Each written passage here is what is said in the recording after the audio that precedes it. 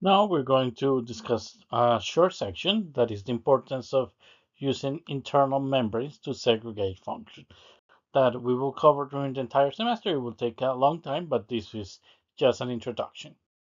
In this slide, I'm going to talk about the use of internal membranes, and I'm going to highlight here the word internal because it's very important to segregate functions. Every time that we talk about membranes, I wonder you think about why you talk in high school and maybe in introductory biology, and I'm sure that you talk about phospholipids and you talk about the external membrane that separates the environment. So for example here, yeah, to the cell inside, to the internal cellular environment, yeah. So that membrane is very important and we're going to talk about that in more detail later. However, what we are going to talk about here is the importance of the internal membrane. Those are internal membranes, yeah, are very important. For example, the mitochondria has a membrane, and that membrane separates the functions that are happening here in the mitochondria. And I'm going to, yeah, they have a specific pH, if you remember introductory biology, and for that reason, the mitochondria can do very specific functions for the production of energy. Why? Because it had a membrane. It's like having a compartment that is not going to allow everything to get in there so they can produce specific functions. Okay, so internal membranes are very important. And generally, in now that we were talking about the three domains in the previous section, bacteria and archaea, they don't usually have internal membranes. Yeah, there are some exceptions, but generally they don't have it. Internal membranes, on the other hand, happen here. In eukaryotic cells, in particular in animal and plant cells, that contain specific functions and that they are surrounded by organelles. So those internal membranes are going to be very important. Now I'm going to tell you two exceptions of the bacteria that have internal membranes that maybe you already know. Here there is one that are the photosynthetic membranes that take place in cyanobacteria. So here you can see, as you study in many introductory biology courses, this is very important um, organisms that are cyanobacteria, that they are responsible for the production of the majority of the oxygen in our planet. And why they have why they are so important, because they have this extensive internal membrane that allow them um, to perform photosynthesis.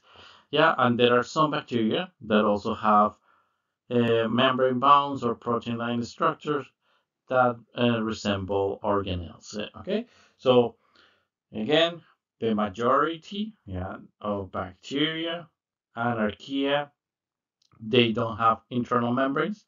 However, as bacteria and archaea are so diverse, there are some exceptions, and I show you one that is very important that I want that you remember. And if you study microbiology or you end up doing a master in cellular aspects, you might see that there are other bacteria that can also have proteins in the membrane that they can function as an organism. Okay. Okay, so let's take advantage of this diagram of your textbook, and I want that you tell me. Yeah, you can highlight it, you can stop the video, you can write down how many of these structures or organelles will have membranes. Okay, so please stop the video now. And if you already are done, if you stop already the video, I'm going to give you the answer. So far I have been telling you that eukaryotes have many extensive membranes, and this allows them to create compartments. And for that reason, you can have different functions. So one example that I gave you was, for example, in the nucleus, that in the nucleus you're going to have a very organized membrane that allow to have the DNA for the replication inside. So let's make a, suppose that this is the pretty DNA that is there, the double helix in the chromosomes, and when there is transcription, yeah, you can start taking things out and to go to translation, yeah, and there are like highways, and you have organelles there to do these kind of functions, yeah, to complement, and we will talk about in a little bit in this class and much more in much more detail in future classes. Okay, so some examples are here, so maybe you have all of them. So the ER, very important, has membrane. The Golgi complex, of course, you know the mitochondria, the chloroplast, the lysosome, the peroxisome, the vacuoles, the vesicles. All of those are examples of organelles that have membrane, and we will cover some of them or today or in a following class in much more detail. And to have that membrane allows them to carry out functions that are very specialized and is very different what a mitochondria does than what a lysosome does or what a nucleus does. Okay, so let me now show you a question that is very easy that I'm sure that you will be able to answer.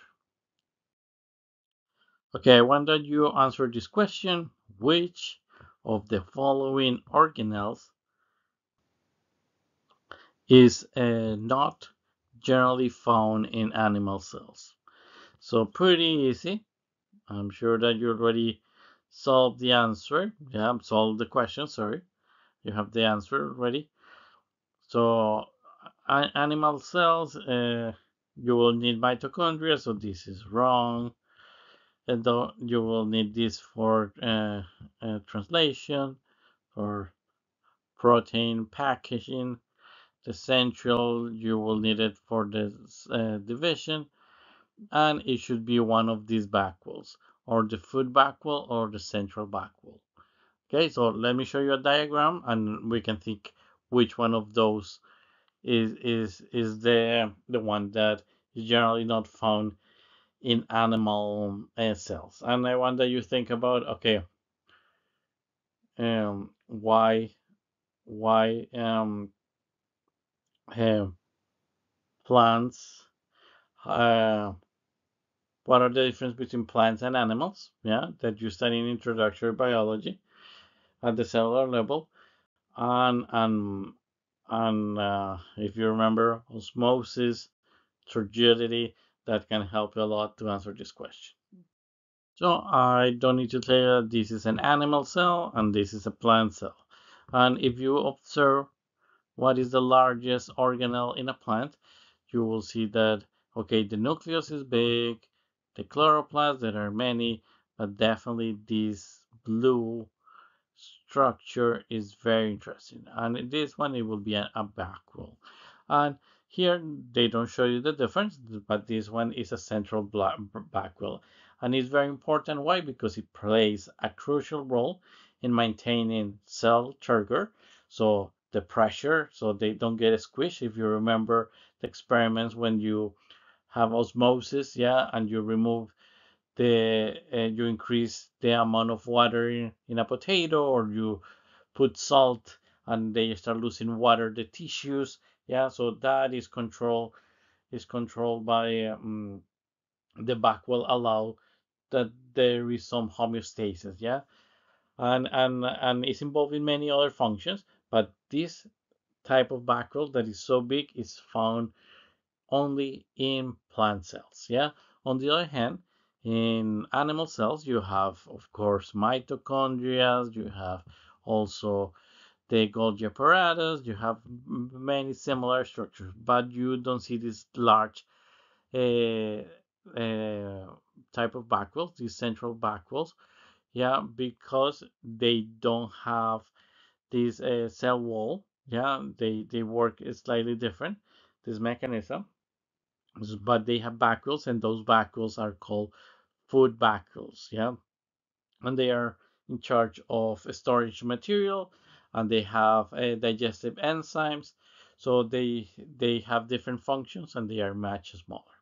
Okay, so In conclusion, yeah, the answer here is that central vacuoles are in plants, and food vacuoles are only in animal cells.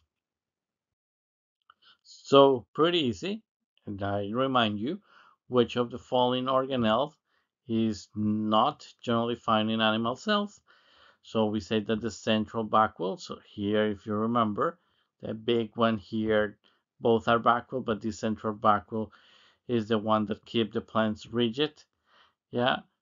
And while this one of the tiny ones here that you see, those one small vacuoles are the ones that are used for storage and that they are used for digestion, and those one are called food vacuoles. Okay, so this will be so, but they are located in animals, so the answer will be very easy: central vacuole.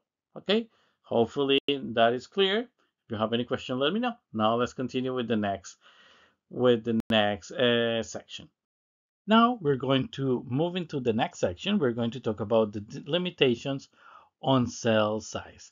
And to talk about this, I'm going to again show you another section of a video that talk about these cells that have a giant size. And the question is like, why not all the cells have a big size? Yeah.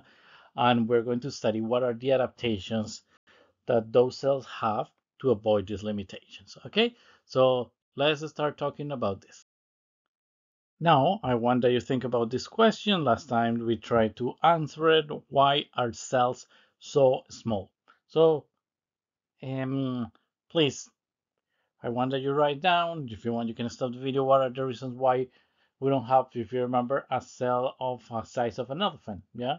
Why or how many of those cells are? Why humans, like all our cells, are much smaller? Maybe some of you study already anatomy and physiology, and you can think about the sizes, the common sizes of cells, and what are the exceptions. And at the end, I'm going to show you some simple math that appear in your textbook, explain it very clearly to show you this relationship between volume and surface area. That it will be one of the key points that we're going to talk. Okay, so let's start. So here you can see three different examples of cells, single cell organisms, but the sizes are really big compared to the majority of the cells that we have. And I'm going to show you a video.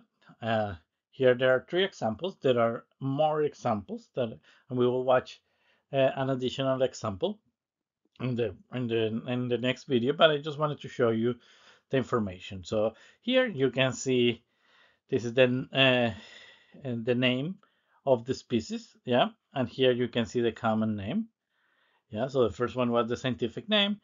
This one, the common name is called sailor's eyeballs, so delightful name, and is the size of a grape, so it's really big. Here you have one that is very important to study cell biology. It's a single cells of 4 to 10 centimeters tall, and here this one that to me it violates all the rules that I have been teaching about cell biology. Could be up to 3 meters, and it's a single cell organism that can live in the ocean. And now I'm going to show you even another example, and they were going to describe and they're going to show you the adaptation that they have. If I asked you to picture a single cell, I bet you'd imagine something super tiny that you had to look at through a microscope, which is totally valid considering the vast majority of cells on this planet are microscopic, especially since we're talking about whole organisms that consist of just one cell. But there are some huge exceptions to this rule, and I really do mean huge. The 6 big single-celled creatures that we're going to talk about today are not your average cells. And because of that, they've challenged our ideas of how life works at the cellular level and beyond. When scientists first spotted the trumpet-shaped stentor caeruleus in pond water in the late 1700s, they mistook it for a hydra, the anemone relative, not the mythical monster. Hydras are made up of tens of thousands of cells, though, and stentors are but one. Each can grow to be up to 2 millimeters long, which, okay, is small, but it makes it a colossus in the unicellular world, and it's big enough to be unwieldy. You see, one of the reasons cells are small is that large cells are too hard to control. It simply takes too long to send information from one part to another. But stentors can achieve their large sizes because they have an elongated macronucleus, which puts the critter's genetic material everywhere it's needed. They also have lots of small micronuclei that help out when it's time to make more stentors, which they do the really old-fashioned way, by simply splitting into two. But perhaps the most remarkable thing about them is their ability to regenerate. Most cells don't fare so well if their membranes are ruptured. But cut a stentor in half, and soon you'll have two totally fine stentors. In fact, thanks to the shape of its macronucleus, almost any piece of stentor can regenerate. It just needs a part of the macronucleus and a small piece of the original cell membrane. Researchers still have a lot of unanswered questions about this creature's unique healing abilities. Like, why don't the cell's insides leak out after it's cut open? How can multiple individuals regenerate from different fragments, and how does each fragment know which structures they need? But the more researchers study these weird little trumpets, the more they challenge our understanding of what cells can and can't do. Answering these questions will help us understand the full capabilities of all cells microscopically. So, in addition to the adaptation that we saw in the previous video, a few video lectures ago, here we have another one that they talk about the macronucleus, yeah, and the potential for regeneration. Here, we have another example of an adaptation in the nucleus, yeah. So instead of having one nuclei, you have multiple nuclei that are everywhere. And something similar happened here. They have many nuclei. And this not only happen in the cells, so if you study cell developmental biology later, you will see that the embryos of the fly, instead of having a single nucleus, what you're going to have is multiple nucleus. Yeah, there is a lot of cell division. So you will have all this collagen serum, and is a single cell and many nucleus. And what this allow that the cells are constantly producing RNA. So, and they are sending it to every single place to make new proteins to do some function. So a single cell with a tiny nucleus, yeah, is not going to survive here. So for that reason, they have one of the adaptation. It will be modifying the way of the genetic and the way that the genetic information works in generally in small cells. Here you have cell with multiple nucleus with a macronucleus, and that can create changes like the regeneration that they were talking in the video. However, there is a lot of questions that we still don't know about the cells. Yeah, how about more adaptation that they might have. Now, here in the acetabularia, yeah, we have another adaptation. Here we have they are good to study the nucleus. Why? Because they have a single nucleus that is very large here in the bottom. Yeah, so while the other ones have tiny nucleus everywhere, or macronucleus and micronucleus, here they have a single nucleus there. And we're going to talk about why this becomes such an important organism to study the nucleus. If you watch the entire video, yeah, that I play, you will see they will discuss about the importance of this organism to study, for example, the cell wall. As they have this very big cell wall that is very easy to dissect, is much it will be much easier to study. Okay, so now let's go to this one, to the acetabularia, to the one with the big umbrella, and let's see why. Let's think about the experiments that they did to study the function of the nucleus. So let's start talking about the experiment number 1, that the cap is removed. So let's first see all the different components. So in the acetabularia, you have a cap that is like the umbrella. The number 2, it will be the stalk that it goes from here to here. Then in the bottom, you will see here the third one, that is the nucleus. And finally, this structure that they call it the food, that allows them to attach to the floor. Okay, so this will be the last one, the fourth one. Okay, so what they did in this experiment was removing the cap. So let me show what happened here. So Here, if you see what happened is when they remove the cap, the idea is that there will not be the nucleus will be here. Yeah, so if the nucleus is not there, what is going to happen is that they will be able to regenerate the cap very easily. Why? Because the nucleus is the one that is in charge of producing all these different genes, the RNA, that are going to turn into proteins that later they are going to assemble this structure. Okay, they are going to assemble the cap. So this is a beautiful example of regeneration. Yeah, and it showed, and it was a great way to study the function of the nucleus. Now let's think about the opposite experiment. So now let's see what happened in the second experiment. In this second experiment, there was also a cut here. So, but they remove, it was the foot. Yeah, so this region where the nucleus is located was removed. So what did you think that happened if you don't have this region? Is there a regeneration? Yeah, if you don't have a nucleus. So pretty easy. I think that all of you would know that there was no regeneration of the foot. Yeah, this beautiful foot with the nucleus never regenerate. Yeah, and in most of the cases, the acetabularia, this single cell algae, died.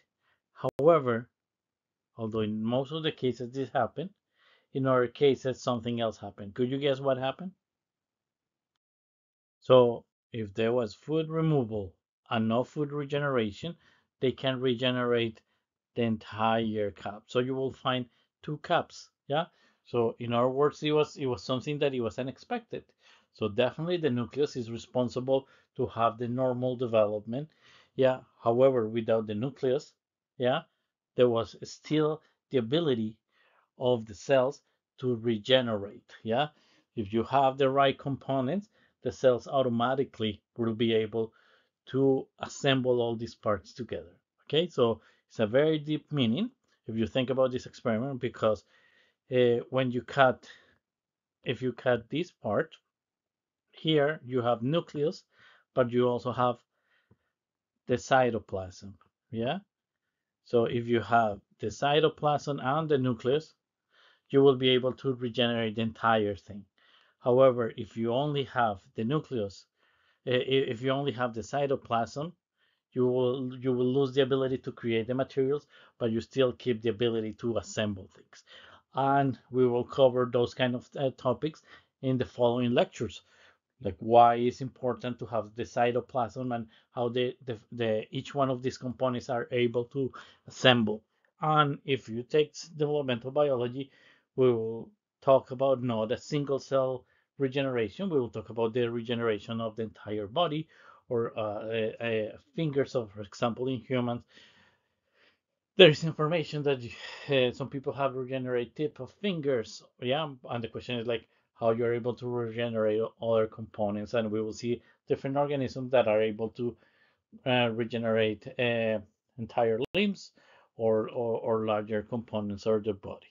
So hope that that was clear. Now I'm going to show you the third experiment, and I want you to think about it. Now let's try to make this experiment a little bit more interesting. Yeah, so in addition to the removal of the cap, we're going to do a reciprocal grafting, and we are going to graft the stock. In other words, we're going to have two species, yeah, and we're going to remove the caps, yeah, and we're going to remove the stalks, but we're going to do a grafting of the stalks, a reciprocal one. Okay, in other words, this will be our first part of the experiment. The question is, what do you think that happened later? Okay, so I want that you stop the video and think about it. What type of cap are you going to get? The one similar to the nucleus, or the one different from the nucleus? So based on what you on the previous experiment, what do you think that will happen? Okay, so you can stop the video and draw that.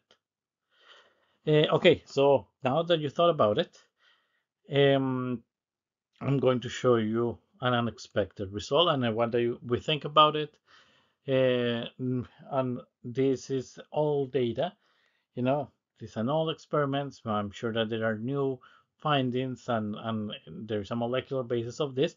But if you, in the first time that you do the grafting, what this author described is that what he found is that you find that the stock is the one that is going to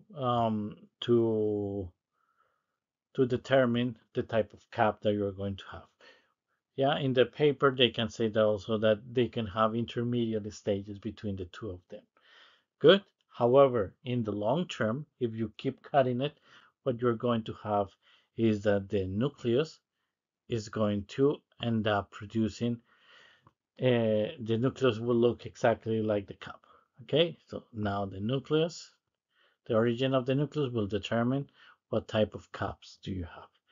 Okay, so when they think about it, and I don't have all the evidence, yeah, I don't have all the experiments, but possibly what happened here is that if you have all the previous RNA here in the stock and here, yeah, so you're going to form this RNA for producing this type of cap.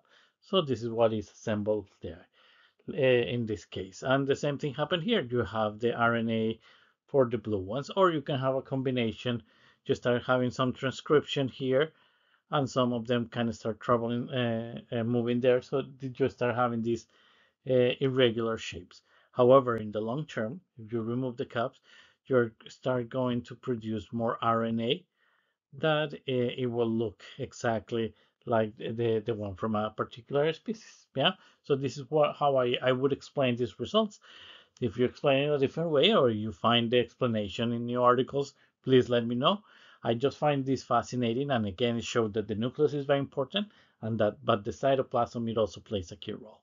So again, what we did here is we removed some caps in the beginning, and we did a reciprocal grafting of the stocks. So we exchanged them, and then what we found in the results is that in the beginning we can in the first generation they can match the stocks as is shown here, and however in the long term, if you keep doing regenerations, what you're going to observe is that the regenerate the caps based on the nucleus. Yeah. So the nucleus is very important in the long term to produce, to determine which cap appear. Okay. Okay. I hope that you enjoyed those experiments, those thinking, um, think about it, about these ideas. And if you have any questions, just let me know.